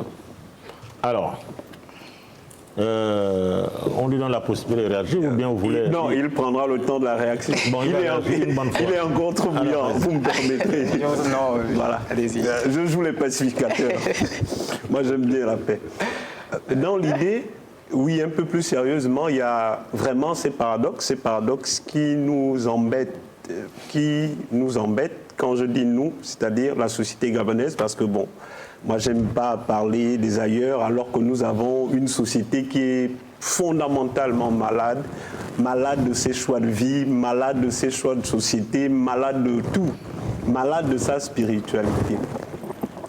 Le premier aspect, ce qui m'embête, c'est que malheureusement, les chrétiens eux-mêmes, ils se sont enfermés dans des jeux dangereux. Dans des jeux dangereux, pourquoi? Dans des jeux dangereux parce que on nous dit qu'on est chrétien, vous voyez, ça suppose être un disciple, un suiveur de Christ. Je prends leur étymologie, hein, je ne vais pas dans les profondeurs étymologiques, sinon je vais sortir du débat, mais je prends leur étymologie. Le chrétien, c'est celui qui suit la vie selon Christ et tout. Et on nous dit, Christ, c'était un homme chaste et tout, ou la femme, c'était pas son dada. Ok. Ensuite, on nous parle de mariage. Et là, on nous dit, il faut recuser, on l'a dit, le mariage traditionnel. Or, tout l'Ancien Testament montre que le mariage n'existe pas en dehors de la tradition. Vous voyez, il y a un premier paradoxe à ce niveau. Il y a un deuxième élément, c'est que quand on parle du mariage, quand on va aux dimensions mystico-spirituelles, nous, dans nos traditions, on sait que le mariage, c'est la jonction de deux mondes qui permettent de retrouver l'équilibre. Je parle de façon symbolique, c'est le soleil et la lune qui se rencontrent. Et en tant qu'ils se rencontrent, c'est pour perpétuer la vie. Et là, vous avez des gens qui vous disent « Non, ce n'est pas important. Ce qui est important, c'est l'amour. » Et là, on dit « Non, l'amour n'est pas constitutif du mariage. » Et ça, si on ne le répète pas assez à beaucoup de gens de nos générations, vous voyez, c'est-à-dire que moi, je discute avec plein d'amis et tout, et je leur dis, mais dans nos traditions, on ne se marie pas par amour. Ils me regardent genre, mais toi, tu es un sorcier, tu sors d'un autre temps. Et je leur dis, mais c'est la stricte vérité. Le mariage, c'est l'union de deux mondes. Mais je précise, l'union de deux mondes en tant que les familles sont constituées de personnes physiques et de personnes métaphysiques. C'est aussi pourquoi on ne marie pas, on n'épouse pas n'importe qui. On épouse une personne dont nos familles ont donné les assentiments. C'est pourquoi nous, on ne draguait pas les femmes. Ça se faisait et on vous mettait ensemble. Quand on vous met ensemble, si vous êtes un homme avec un destin particulier, on vous met avec une femme qui doit vous accompagner pour accomplir ce destin. Tout comme cette femme, elle ne fait pas que vous accompagner, elle aussi, elle participe, mais mieux, elle réalise son propre destin à elle. Donc, ces choses, si on ne les met pas assez en lumière, on reste dans la superficialité, justement, comme on dit, c'est un bien gros mot, mais c'est la stricte réalité, c'est qu'aujourd'hui, la question des placements de mariage dans les églises, je connais plein d'amis, aussi bien femmes que garçons, qui sont malheureux parce que après, quand ils se sont mariés, ils découvrent qu'ils ont foutu, je dis un gros mot, leur vie en l'air. Mais par peur, par honte, vous voyez, ils sont là, ils restent là. Mais mieux, c'est ce qui cause, c'est un des facteurs de tous les désordres que vous avez dans des églises, c'est-à-dire des gens qui sont mariés, mais que vous retrouvez avec 1001 copines dans Libreville, qui sortent des motels. Bon, nous encore, on peut se payer le luxe des motels. Il n'y a pas de souci, mais... S'il vous plaît, oui, vous allez réagir. Je finis. Non, c'était juste pour vous saluer. Pour vous saluer, il n'y a pas de c'est de bonne guerre, moi. Voilà. Je chute en disant que finalement, qu'est-ce qu'il y a? Ce qu'il y a, c'est qu'en dehors de la dot, parce que la dot lie les gens d'un point de vue mystique, il n'y a pas de mariage. Et que dans le Witi, ce qu'on lie, c'est deux âmes qui doivent devenir une pour accomplir une mission de vie. Je vais laisser l'évangéliste. Bon, après. Alors merci beaucoup pour la réaction. Je n'ai pas grand-chose à dire sur les propos de M. Ongema.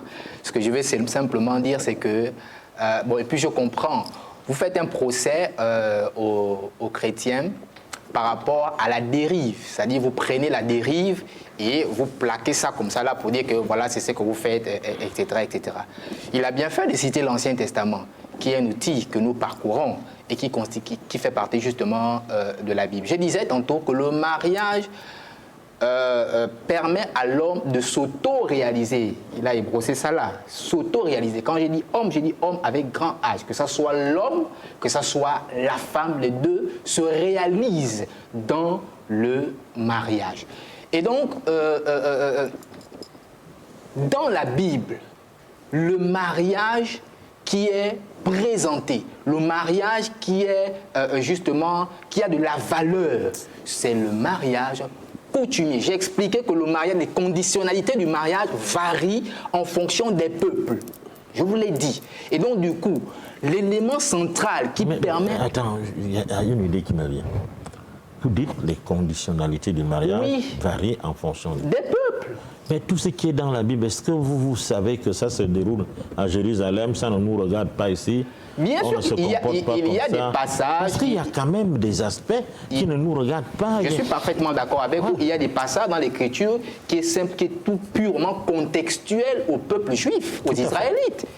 Ça, je suis très d'accord avec vous. Et donc, du coup, le mariage qui a la valeur, c'est justement le paiement de la dot. Et maintenant, je vais rebondir un peu sur les propos de ce monsieur à la touffe de cheveux là. Il dit que les chrétiens n'ont pas de mariage et tout.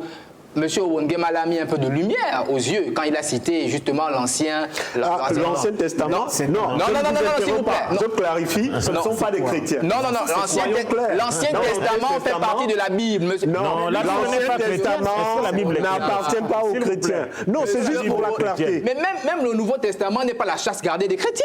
Je vous informe maintenant. Non, le credo...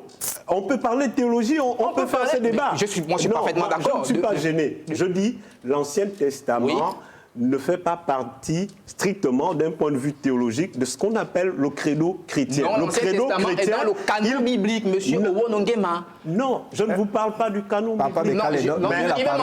On joue avec les terminologies où on fait un débat où on essaie d'éclairer. Laissez-moi d'abord poursuivre. Vous savez bien que ce qu'on appelle les livres chrétiens, ça commence avec les évangiles. Les évangiles, ce sont les 4 premiers livres qui racontent la vie et le ministère du Christ. Oui. Donc, quand on se réclame du christianisme, quand on est chrétien, c'est là où je dis, il y a plein de paradoxes, mais bon, l'enjeu, c'est pas de faire ce débat, mais il y a plein de paradoxes dans ce que vous dites. C'est la raison pour laquelle on pourra faire un débat, parce que les gens prennent un outil qui ne connaissent pas et qui ne maîtrisent pas et qui veulent tenter d'expliquer en mettant... La Bible. La Bible, je parle bien de la Bible. Je parle bien de la Bible. Quand il dit que le Nouveau Testament, c'est uniquement stricto sensu pour les chrétiens, non, enfin, il faut comprendre, parce que les livres qui sont dans l'Ancien Testament, il y a plusieurs livres qui sont reliés entre elles jusqu'au Nouveau Testament. Je ne suis pas dans ce débat-là. Je vais répondre à lui, je vais répondre au jeune homme. Vous voyez, j'ai toujours dit sur ce plateau que ce monsieur est dans du verbiage. C'est-à-dire, ce qu'il connaît faire, c'est de parler. Il est dans la parlotte. Pourquoi? Parce que lui-même, il a dit tout à l'heure, je ne suis pas bruitiste, mais je prends les choses avec des pincettes. Je vous garantis que ce monsieur, il n'est ni traditionnaliste, il ne connaît même rien de nos traditions. Il est dans le verbiage simplement, c'est ça sa force. Et il est dans l'injure et dans l'invective. Non, s'il vous plaît, laissez-moi terminer. Il est dans l'injure et dans l'invective. Et c'est ça sa force, jusqu'à insulter les gens sur le bas de la ceinture. Je suis sidéré lorsqu'on est dans un débat, même si on est idéologiquement opposé, il y a une manière de parler aux aînés. Je suis sidéré quand ce jeune homme, ce gamin-là, traite monsieur Ayon de... Mais on n'est pas là. Non. Est-ce que vous avez su ce qu'Ayon a dit au départ? Non, j'ai suivi le débat. Mais monsieur Total Bekale, même dans nos traditions, quand on rentre dans nos traditions, il y a le respect des aînés. Il y a le respect des aînés. Même si ce monsieur et moi, nous sommes idéologiquement opposés, je ne peux pas aller jusqu'à verser dans l'injure vis-à-vis de lui. Or, lui, ça c'est son travail, l'injure. Et il va jusqu'au bas de la ceinture. Et ce monsieur, il prône le retour aux traditions que voilà, il faut... répond à la question? Non, il m'a attaqué. Il m'a attaqué, je veux le répondre. Ça répond à la question que les chrétiens n'ont pas de mariage. Je veux répondre au jeune homme. Les chrétiens n'ont pas de mariage. J'ai expliqué ici, j'ai déjà expliqué ça, que le mariage, en son sang, il n'y en a pas. Le mariage, c'est le paiement de la dot. Et la dot n'est pas stricto sensu. La dot n'appartient pas uniquement, cher monsieur, aux Gabonais ou aux Africains. Je vais chuter par là, s'il vous plaît. Laissez-moi chuter. Voilà. Donc, quand je dis qu'il est dans le verbiage, il prône un retour à la tradition, un retour aux mœurs. C'est une très bonne chose. C'est ce qui fait ses abonnés au niveau de TikTok. Il insulte et tout ça. Quand il les met en avant, et M. Owongema l'a un peu flirté, que nous, on peut se permettre d'aller dans les hôtels, d'aller dans les motels et tout ça et tout, et lui, il prône dessus. Lui, il prône dessus. C'est-à-dire qu'il prône la débauche. On est dans le sens du mariage. Il prône la débauche. il prône la débauche, il prône la dépravation sexuelle. C'est ça. Il fait la promotion de la... Mais bien sûr, dans ce pas TikTok, c'est ce qu'il dit. Non, non, on est en dit en question. Et justement, on est en dit en question, et je vous dis ce que ce monsieur-là prône.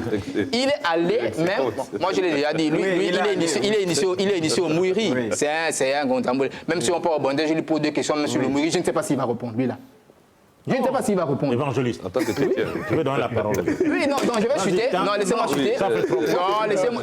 Mais quand il m'attaque, vous ne l'interrompez pas, monsieur Total Bécalé. Non, il m'a attaqué en premier. La parole, mais tu veux mal gérer ton temps. Bon, laissez-moi chuter, s'il vous plaît, par rapport à la question du mariage. Donc, j'ai encore beaucoup à dire sur ce jeune homme-là. Mais je vais couper court, je vais chuter. Après, il va revenir sur... Oui, mais bien sûr. C'est que je fais juste sur Rama. Quand il m'attaque, vous ne l'interrompez pas. Quand je réagis, laissez-moi réagir jusqu'au bout.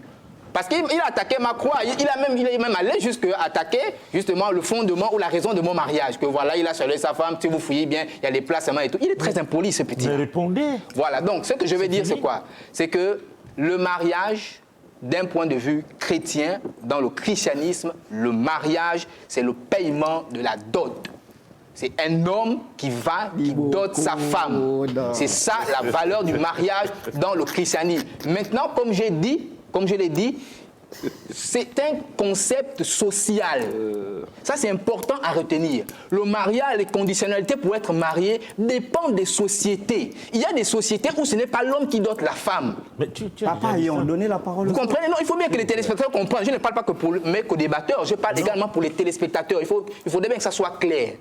Voilà, donc ça, ce sont les conditions sociales. Ça varie en fonction des peuples. Donc le mariage, d'un point de vue chrétien, il est question du paiement justement de la dot. Maintenant, on peut rentrer encore dans les cérémonies, les symboles et tout ça. On peut discuter par rapport à ça. Mon frère, toi, mon coucou là est fort. Alors, pour rester strictement dans la question qui nous intéresse, parce que je pense que, comme disait M. Onongema, c'est un devoir, c'est de la pédagogie. Ce dont on parle ici doit permettre au peuple de faire un lavage de cerveau et de revenir à la norme. Parce que toute la société est malade, parce qu'en réalité, on ne sait pas qui on est. Pour le bouddhiste, le mariage, d'abord, qui est éligible au mariage? En réalité, dans nos sociétés endogènes, tout est préparé. Le jeune garçon qui fait ses initiations de passage, qui va au Mouiri, comme on le fait dans le Sud, où il va apprendre tout ce qu'il y a autour du mariage, de la gestion de la famille, à la pratique sacrée de l'acte sexuel. Ce jeune homme-là peut être éligible, une fois qu'il a fini ces étapes-là, qu'il a été initié au Bouété, à ce moment, il part de la maison de son père et va chercher une femme parce qu'il a compris à quoi ça sert. Pareil pour la jeune fille. La jeune fille, sa première initiation, c'est de se faire dépuceler. Une fois qu'elle a été dépucelée, elle, d'abord, la toute première initiation pour tous les hommes, c'est la naissance. Pour l'homme, la circoncision. Ensuite, pour la femme, elle se fait dépuceler. À ce moment-là, une fois que les seins ont commencé à sortir un peu, les femmes du Niembé ou du Ndjembé, c'est selon, l'attrapent et l'emmènent en incubation pour aller suivre une formation, un apprentissage sur la gestion de son foyer et sur les secrets sacrés de l'acte sexuel. Après, à ce moment-là, ces deux êtres-là peuvent aller ensemble si les correspondances sont respectées. Effectivement, on ne se marie pas dans nos sociétés endogènes par l'amour. L'amour n'existe nulle part. Moi, ma grand-mère est restée des années mariée à quelqu'un. Je ne pense pas qu'elle aimait d'un amour sucré ou de love ou je ne sais pas trop quoi. C'est une affaire de correspondance. C'est une affaire de correspondance. On ne se mariait pas qui on choisissait. Le père choisit, lui, femme pour son fils. Le père choisit femme pour son fils parce que la tribu a une correspondance avec lui, ce qui fait que dans nos traditions, la grand-mère peut appeler son petit-fils mon chéri, parce qu'en réalité, le petit-fils, c'est chez certains peuples, le fils peut même épouser la sœur de son père, qui est sa tante. Il y a des correspondances qui permettent justement ces unions-là. Et qu'est-ce qu'on est censé trouver dans le mariage? Le mariage, justement, permet aux deux êtres de sexe opposé, donc de polarité, merci pour le terme, merci beaucoup, de polarité opposée, de travailler tous les deux sur la spiritualisation de leur matière et la cristallisation de leur âme. Ça fait quoi? Ça permet justement à ces êtres-là de travailler dans le but de suivre le destin pour lequel ils sont là. En général, la femme permet à l'homme d'accomplir son destin. L'homme, l'autorité, la femme, le pouvoir. La femme, derrière, fabrique un homme. Donc, la femme qui est là en mariage, c'est pourquoi dans nos sociétés, la polygamie n'est pas une question. L'homme peut prendre autant de femmes qu'il veut. La première femme, il n'a pas besoin de consulter sa première femme pour demander il n'y a pas de régime dans nos mariages. On ne demande pas si c'est sur un régime monogamique ou polygamique. C'est pas dans notre paradigme, c'est pas contextualisé. C'est une non-question. C'est une non-question. Et même le divorce encore n'existe pas. Parce qu'en réalité, la femme qui va en mariage et qui repart chez elle a déshonoré la famille. Elle n'a pas bien suivi ses classes, elle n'a pas été formée. On la repousse. On la repousse. C'est Elle pourquoi a brisé même un lien. Exactement. Exactement. C'est pourquoi l'un des symboles qu'on donne à la femme quand elle va en mariage, c'est un panier percé. On dit à cette femme, le panier qu'on donne est percé. Quand tu vas dans ton mariage, tout ce que tu vois là-bas, tu mets dedans, ça tombe. Le mariage est le mariage coutumier. Le mariage civil, on a eu un bon cours dessus. Le mariage civil n'est pas nôtre. Le mariage religieux encore n'existe pas. Parce que s'il parle de tradition, j'aimerais savoir les chrétiens sur quelle tradition ils se marient. Ils appliquent la dot selon quelle tradition. Si ils sont coupés du monde et qu'ils appartiennent, eux, à l'église de Christ, ils se marient alors sur quelle tradition? Alors, le mariage, c'est la connexion entre des clans, entre des familles. C'est une union de symboles, c'est une union d'esprit, d'énergie et d'égrégore. Si on se marie à la mauvaise personne, sa progéniture peut être damnée. Donc, et puis, je voulais dire une chose aussi qui me paraît intéressante et importante. Quelqu'un qui renie ses valeurs, quelqu'un qui crache sur son ancestralité, reçoit la malédiction de la nature, donc est maudit de facto. De facto. Merci. Rapidement, on parlera des péchés. D'accord. Donc, pour terminer sur ce que mon aîné a dit, quelqu'un qui renie ses ancêtres, il est maudit par Dieu. Il est maudit par la nature. Exact. Il est maudit par les eaux. Tous les chrétiens que vous voyez là même, lui, il est maudit. Tu connais les eaux, toi, dont tu parles. Il dit, je suis impoli parce que j'ai dit à monsieur Ayon qu'il est maudit. Lors de la première émission ici, il a dit à son grand frère Kiasso, tu es impoli. Exact. Dans le christianisme, est-ce qu'on autorise à une mouche comme ça de dire à son grand frère, tu es impoli? Non, je prends. Il n'est pas placé pour faire de la morale. Il a dit ça. Mon frère, ta femme te suit. Suis d'abord ce qu'on t'enseigne. Donc, ta femme te suit. Il a dit ça au grand frère ici. Que tu es impoli. Il a dit à Kiasso, tu es impoli, son aîné. Vous voyez un peu comment ils sont gaspillés, ces gens-là. Moi, je ne suis pas bouitiste. Je prends un exemple. Parmi les nombreux diplômes que j'ai fait un diplôme en banque finance. J'ai soutenu, j'ai fait les stages dans une grande banque du Gabon, mais ça ne fait pas de moi un banquier. Est-ce que vous comprenez? Je ne vais pas aller au quartier dire je suis banquier parce que j'ai un diplôme en banque finance. Il faut exercer dans le domaine de la banque. Il faut pratiquer, connaître les secrets de la banque pour te dire que tu es banquier. Et c'est un peu la confusion aujourd'hui. Quelqu'un s'initie au bouiti, 2 ans il dit il est bouitiste. Mais c'est ça la confiance, c'est ça non chéri. Il faut pratiquer le bouiti. Et tu peux être initié au bouiti et connaître les secrets du bouiti 15 ans plus tard. Bien sûr. Lui qui est maudit, là, il ne connaît pas ça. C'est se balader avec les pauvres croix de l'église catholique. Et je ne sais même pas ce que l'archevêque fait pour l'arrêter avec les croix. Ensuite, le mariage chrétien n'existe pas. Comme l'aîné disait ici, ils sont confus. Ils ont pris la pauvre Bible, ce qu'on appelle le Tanakh, qui est composé de la Torah, le Ketuvim et le Nevi'im, ce qu'ils appellent l'Ancien Testament. Ils ont mélangé avec leur Bible. Ils disent que c'est l'Ancien Testament. Enfin, ils ne comprennent même absolument rien de ce qui est écrit. Vous ne comprenez rien dans de ce que vous dites. Le mariage chrétien n'existe pas. Le seul mariage qui est authentique, c'est le mariage que Nyambita a donné aux hommes. Exactement. Dieu, c'est le mariage. Et je vous dis, ce sont les parents qui décident de la bénédiction de ce mariage. Exactement. Hein? Quand on veut se marier, on ne peut pas voir Dieu. Non. Ce sont les parents. Moi, je veux la fille là. Ce sont, comme l'aîné disait ici. Bon, nous on a vu l'enfant d'Ayon. Elle a quel âge? Elle a tel âge. L'enfant de tel aussi a quel âge? Tel âge. Donc, on souhaite qu'ils soient ensemble. Ce n'était plus une affaire d'amour, comme mon aîné disait ici. Et il y a quelque chose aussi qu'on semble oublier aussi. Parce qu'il y a un autre aspect peut-être qu'on n'aborde pas.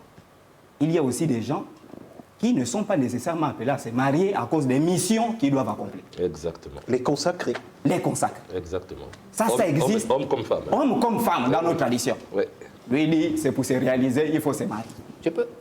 Non, tais-toi, c'est fini. Non. On passe au point. Je peux, s'il vous plaît. C'est Non, fini. je peux rebondir. On passe au point. Je peux rebondir. C'est pas lui le modérateur du débat. C'est pas quand même le modérateur du débat. Rapidement.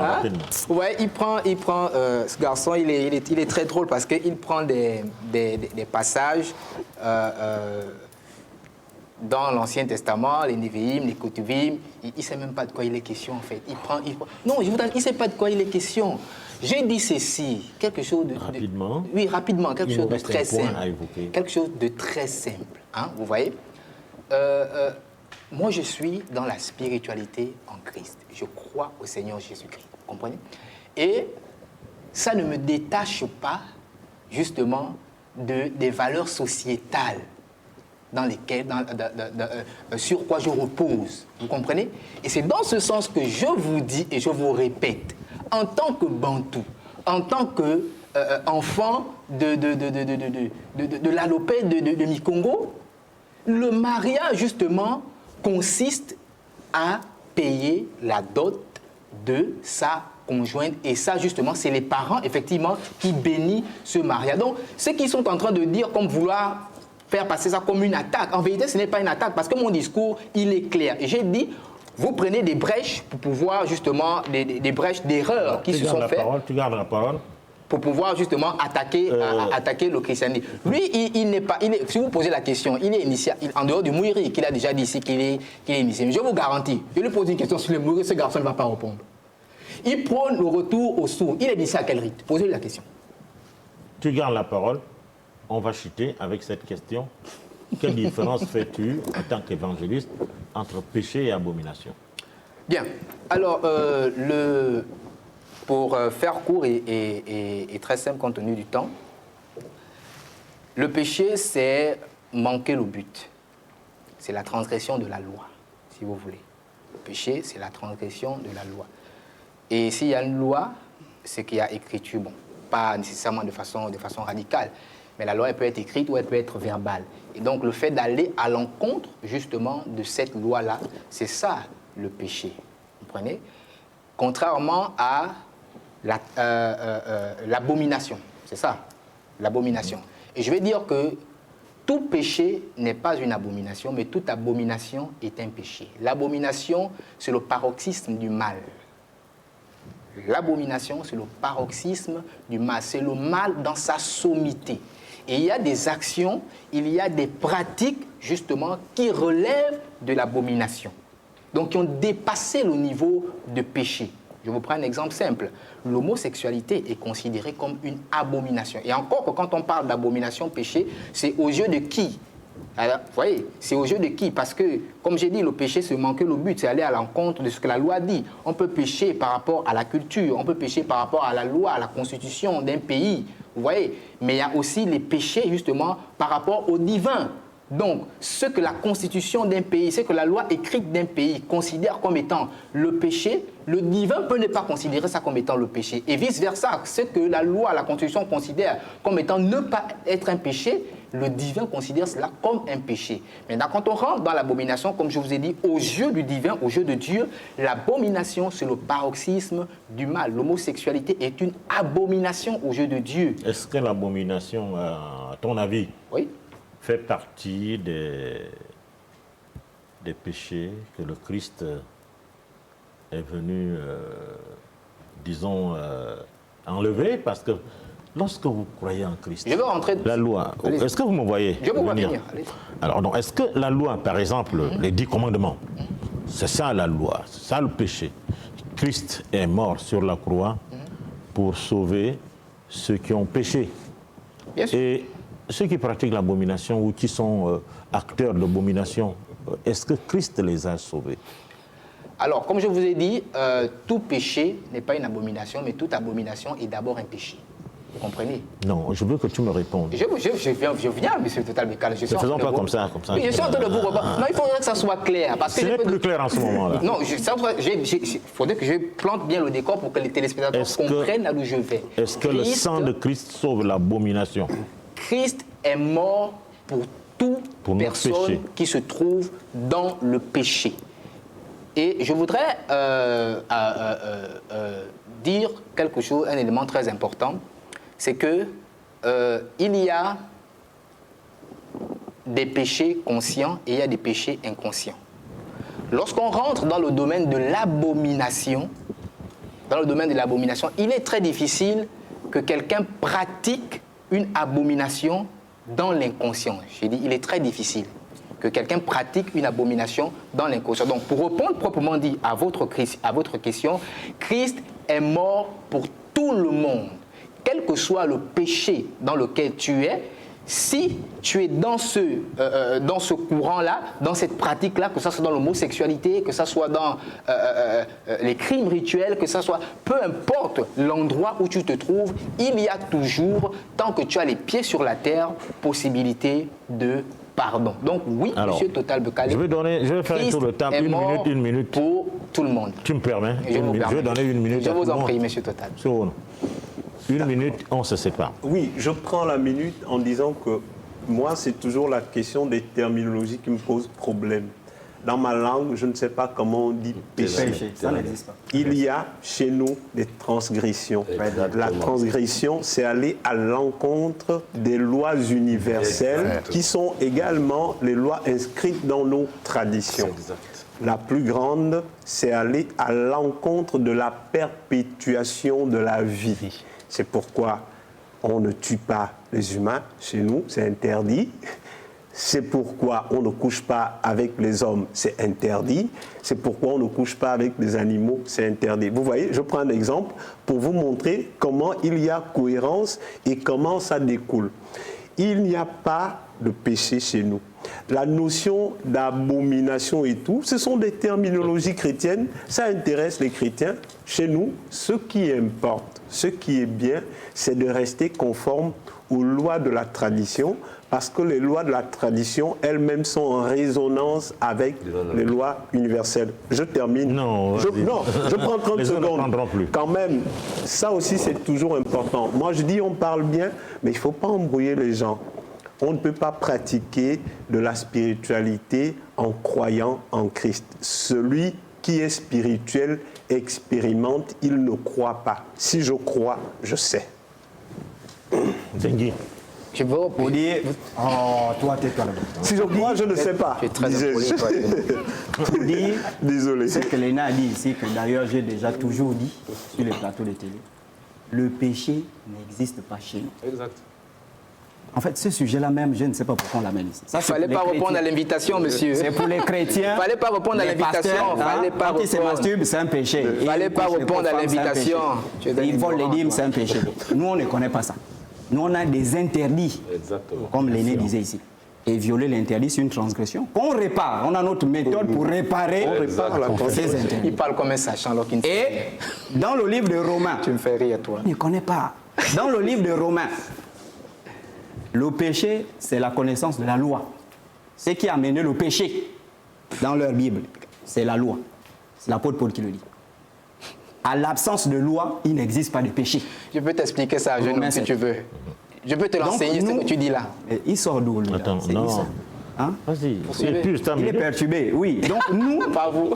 On ne connaît pas la notion du péché. Comme Léna a dit ici, si vous me demandez en Mansango ou en Pouvi ou en France, c'est quoi le péché, vraiment, je ne saurais vous répondre. Voilà. Donc pour ne pas conclure, nous avons des interdits.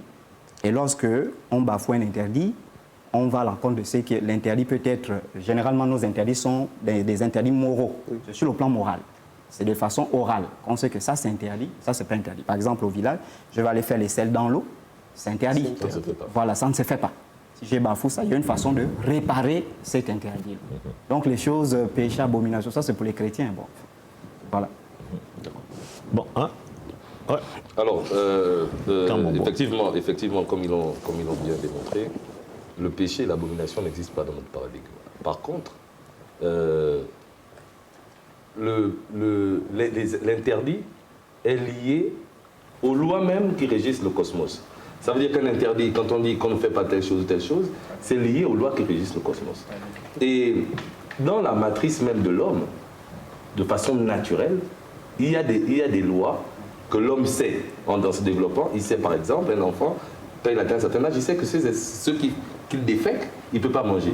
On n'a pas besoin de l'enseigner. Il y a des choses qu'on n'enseigne pas à l'homme. Quand tu te cognes, ça fait mal. Si tu fais quelque chose à l'encontre, même si tu mens à l'intérieur de toi, tu es conscient que ce que tu es en train de faire est une transgression. Mais le péché ou l'abomination, comme ils l'ont bien dit, ce n'est pas des principes qui sont les nôtres. C'est pas dans votre vocabulaire. C'est pas chez nous, oui. Le péché n'existe pas chez nous. Ce qui existe chez nous, ce sont des lois. Le respect des lois de la nature. Et dans tout ça, la confession existe par la parole. Et on l'a fait seul, on n'a pas besoin d'un témoin. Si on a besoin, C'est qui? élabore présentement l'univers qui est présent et Oui, l'homme. bon, moi, je dis, L'homme en parce que- général au centre de ça. Déjà, le péché le plus dangereux chez nous, c'est ôter une vie. c'est fini. Celui qui a ôté une vie volontairement, quelle que soit sa confession, ne serait jamais pardonné. Bon, volontairement, ôter une vie volontairement. L'évangile veut dire quelque chose encore? Oui, je veux comprendre. On me dit que c'est fini. 30 secondes. Alors, contrairement Non, à ce que- 15. D'accord, contrairement à ce que j'ai entendu, le péché existe bel et bien chez nous. Dans le christianisme, le péché existe et la transgression existe. Oui, bien, je suis clair dans ce que je dis. Deux niveaux du mal totalement différents. Voilà, totalement différents. Et je veux conclure en disant que quelle que soit la situation dans laquelle vous êtes, quelle que soit la position dans laquelle vous êtes, que vous êtes au niveau de l'abomination, je veux dire que Jésus-Christ a la capacité justement Vous de savez vous dire pardonner. péché dans votre langue? S'il vous plaît, laissez-moi terminer. veut dire péché dans votre langue? Laissez-moi terminer. Mesdames, Messieurs, nous sommes arrivés à la fin de cette émission. Merci de nous avoir suivis. Merci d'être venus. D'accord, rapidement, tu peux aller. On se retrouve dimanche prochain. Au revoir. Que tu sois, et quel que soit le Dieu que tu vénères, ou quelle que soit ta foi, pax omnibus,